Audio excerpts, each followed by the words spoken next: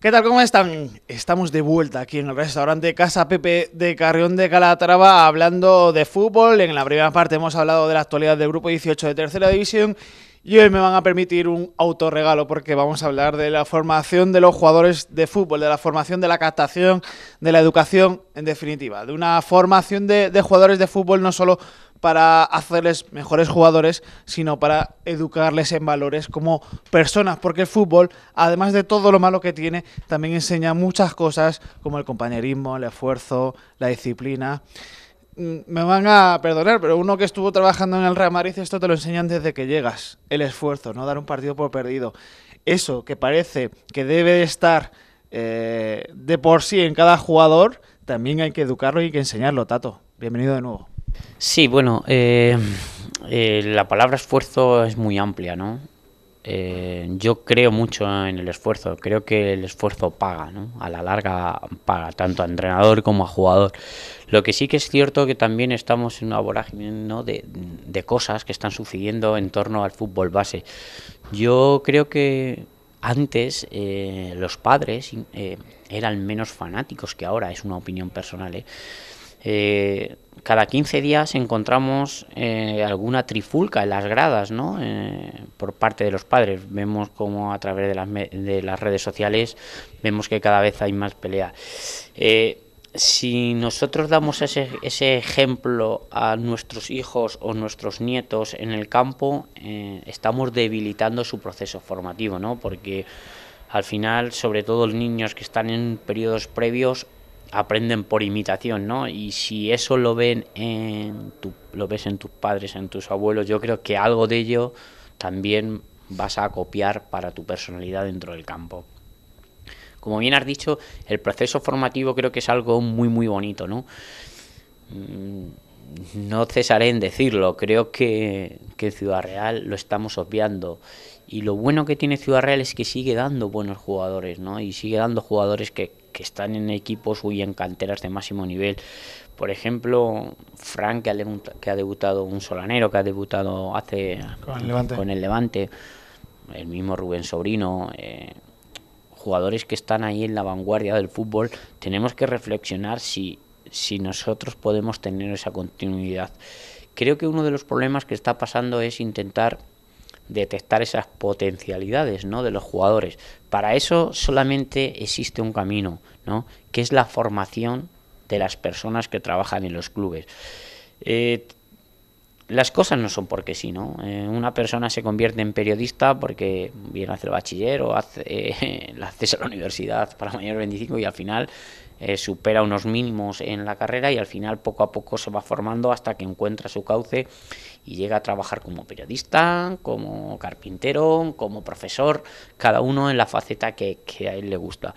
Entonces creo que esos procesos no los estamos teniendo en cuenta. Creo que los clubes necesitan una adecuación, no voy a decir no necesitan modernizarse, no, necesitan adecuarse. Necesita tener gente que trabaje por y para el club, que detecte esas potencialidades y luego al final que establezca criterios para que esos clubes puedan crecer.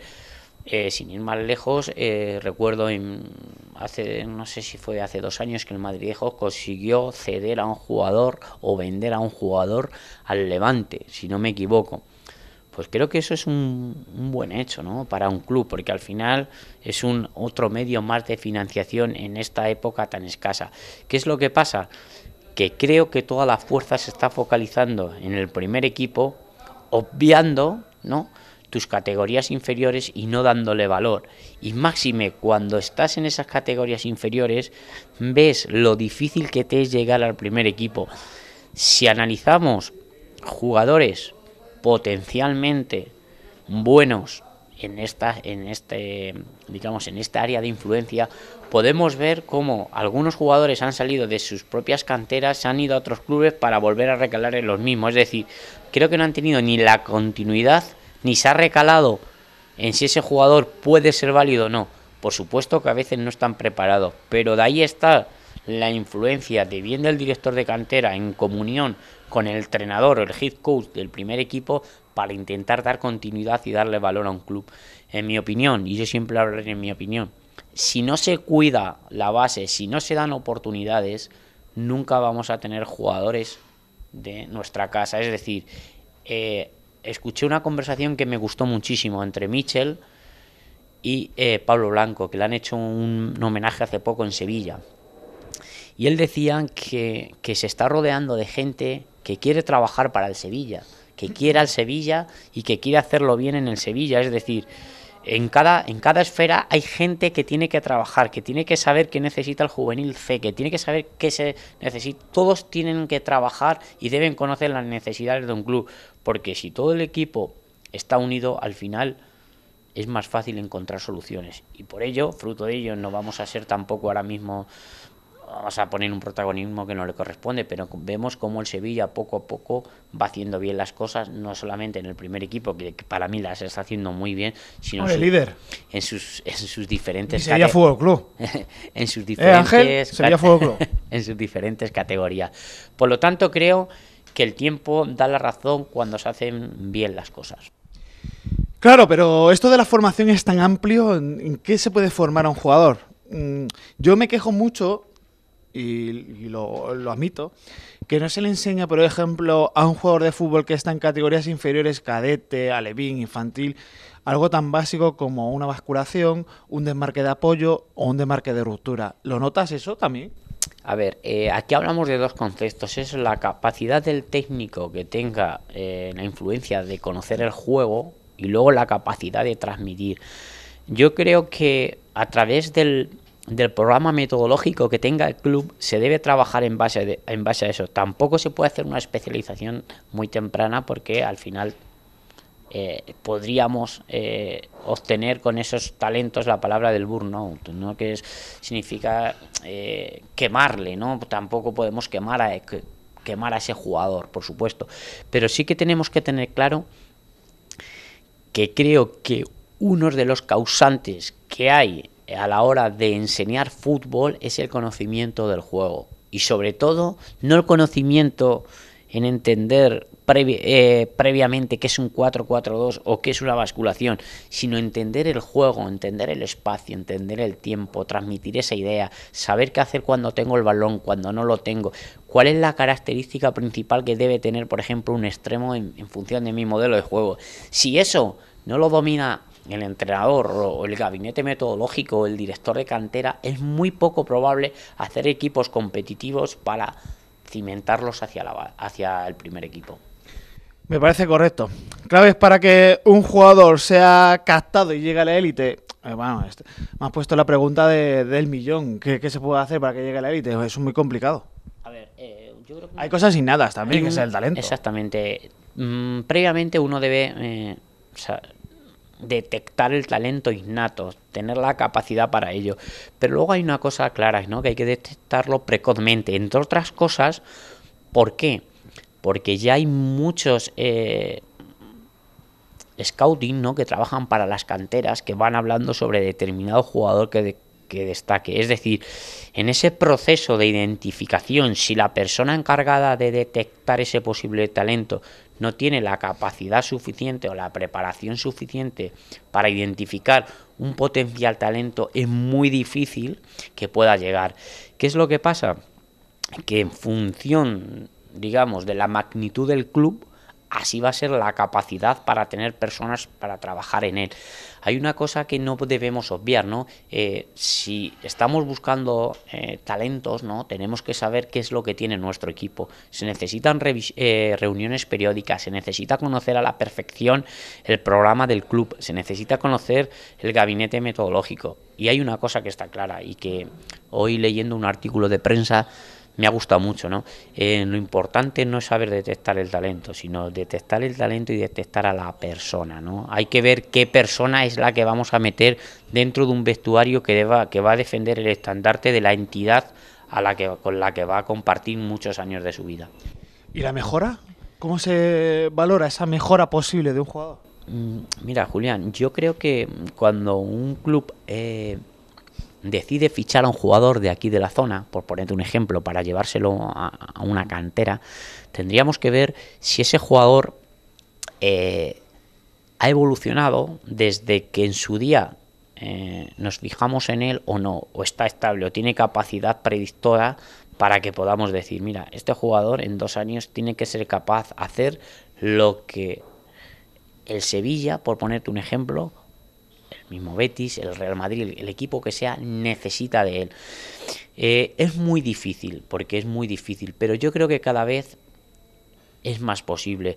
Yo creo que si los entrenadores los vamos dotando de estrategias cognitivas para que el jugador le transmita al jugador qué es lo que tiene que hacer en cada fase, por supuesto que al final el jugador va a tomar la decisión en cada momento de juego, pero siempre creo que esa capacidad va a depender de lo que veamos antes de que llegue a la cantera, desde el día que nos fijamos en él, a lo que ya dentro de la cantera, con sus entrenadores de formación de la entidad que vaya a ir el jugador, pueda ir mejorando. Yo creo que un jugador con trayectoria, si algo tiene que tener es capacidad evolutiva, es decir, tiene que ir mejorando cosas. Por supuesto que tampoco va a ser una mejora exponencial, pero tenemos que ver si el rendimiento de ese jugador ha llegado ya a un plató y no nos va a dar más, o si aún hay madurez. ¿Qué pasa? Que eso al final hay muchas herramientas, ¿no? Hay muchos estudios que te van determinando con cierta seguridad o con cierta confianza en ese jugador hasta dónde va a poder llegar en función de lo que se está buscando en los diferentes equipos. Muchos investigadores, por ejemplo, del mundo del talento, no es que hayan despreciado los factores fisiológicos, si es rápido, si no es rápido.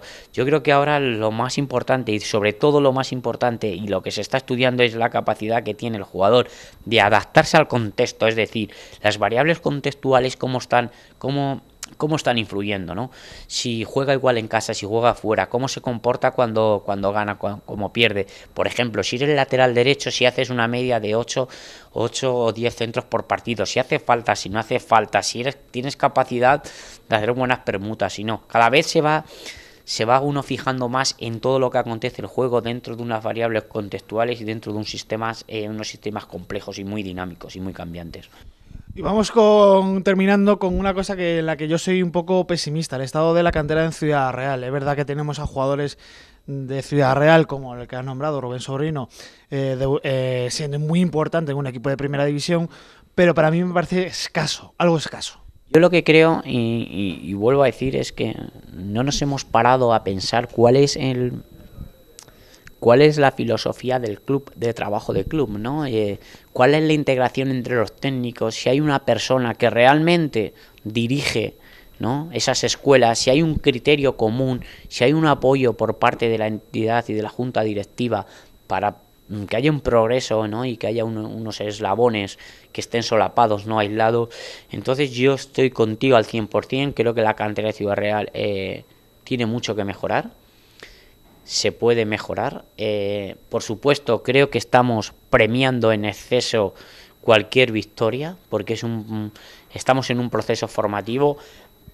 Para poder evaluar eso se necesita que los entrenadores tengan una gran preparación, tú lo sabes, y sobre todo los grandes estudiosos de fútbol dicen que los buenos entrenadores tienen que estar en la base para poder enseñar todo a los jugadores para cuando llegue su momento que ya lo lleven aprendido. Yo creo que las canteras de esta zona tienen muchísimo margen de mejora y sobre todo yo animaría a que se destinase más dinero porque creo que talento hay, lo que no hay es un trabajo acorde a las necesidades que debe tener una persona con proyección. Y oportunidades. Y oportunidades.